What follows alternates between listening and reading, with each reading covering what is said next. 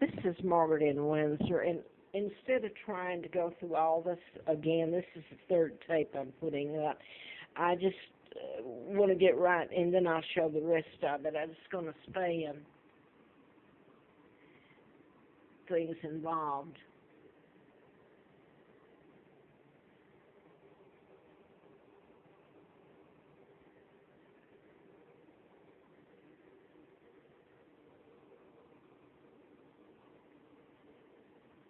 Here, and this is the 100-year, 99-year still on an illegal forced abdication.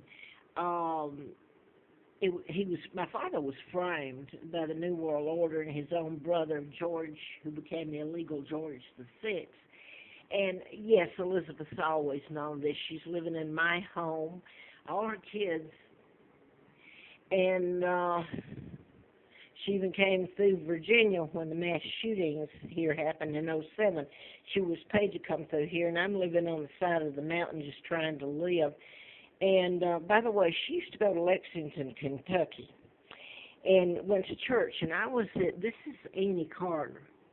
Her husband's Ezra. She was Dempsey's sister to all these. I was up there when I still had the car furnished by Hustler, by Larry Flint. He was shot. I was doing a book on mind control murders back '76 till April Fool Day of '80, when somebody put antifreeze. Well, I mean, I know who in part put it in me. He's got Kathy McDonald again. Larry McDonald. I'd written about him, Dr. Congressman. This plane later went down. That was the campaign I was flown out there for.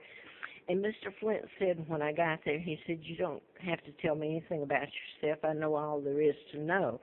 They was going to send you back a vegetable." And I thought, well, he knows about, I've never met him. I knew the shooting was programmed mind control shooting. The guy was, and killed his attorney, by the way, put him in a wheelchair. By the way, this man, as far as I know, I don't know how it stands now. I've never talked to him or anything since. I know he's lived a hell of a life. He may have money, but he's in a wheelchair, and Althea was killed. I did meet her once.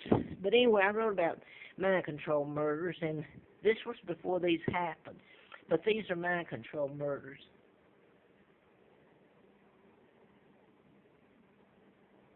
Now then, so that I can get to, so I was brought over here and given the name of twin. Annie Carter, when I was up there with the Hustler magazine in a car and a little bit of money, I think I had a little bit, still had the car. Well, it looked like it scared her because, and this woman was trying to have me killed again to shut it up. Because she would face the death penalty about the kidnapping. The book was the thing when I did the book. She was afraid that would get published and that it would be found out about my name and her killing her twins and all that. So I assumed the Kennedys, they were ambassadored by Roosevelt when my uncle and the New World Order took down my father illegally. Brought me into Cortland Air Base, and this is near there, Moulton, Alabama. So anyway, this is me. She's living in my home, and this is a glossed-over picture. This was a hellhole, a pigsty. So anyway, I want to get to, if I can't get it all on one. My mom, I think I said that's Claudia Ruth O'Keefe, Windsor. Never married. My father never married Wallace, a double did, an imposter. That's my dad. Okay, now I wanted to get to this. Larry Flint was shot in Lawrenceville while I was doing the book. Marietta. Well, I got that right in my face. I lived at Moonraker Apartments, and he was shot in '78. And '79, I moved into Laurelwood, and I'm going to skip some of this. I've already told. I had a letter from the FBI, June the 23rd, '79, ongoing investigation, national security involved. Didn't know about my real birth identity and my dad or any of that till late '83, and the Brits told me. So I want to get back to this. I had asked the apartment manager. It was my lease, my deposit. There was never anybody supposed to be on the lease but me. A little later, after I moved in, I had a letter from the FBI. I had 2 letters, by the way, from the FBI. And I went to the office and told, to make sure it was okay, that my husband worked for R.J. Reynolds, and he was a trucker. Of course, later I found out he's CIA. But asked, would it be okay if he spent nights there on his way in and out, driving? And I told her, and I know now she already knew about what was going on with me. And it was okay. So he was never supposed to be on the lease, nothing. But anyway, she did mention that her uncle was FBI agent in charge of the Patty Hearst kidnapping. Well, the Hearst, this is total takedown orchestrated by the Freemasons, the Jews, the Kennedys, part of my own family. Take down to Great Britain to use it as a launching pad to control the world. Now go back to 41 when I was kidnapped, if anybody cares, and see what all the illegal treaties that were signed by my uncle and the Geneva Accord, the NATO, the UN. That's your real, how they control the United Nations. They control the world. That's your, because you're, part of them were hostages.